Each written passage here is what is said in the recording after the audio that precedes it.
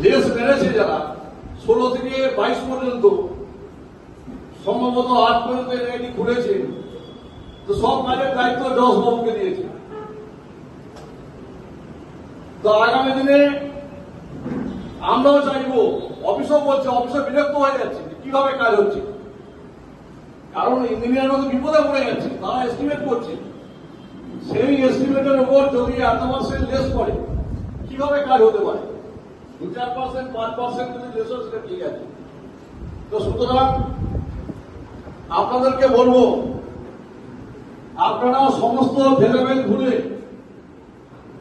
প্রত্যেক block wise সমস্ত ভেদাভেদ ভুলে গৌর কি বললো, পরি কি বললো, রিন্টু কি বললো না কান দিয়ে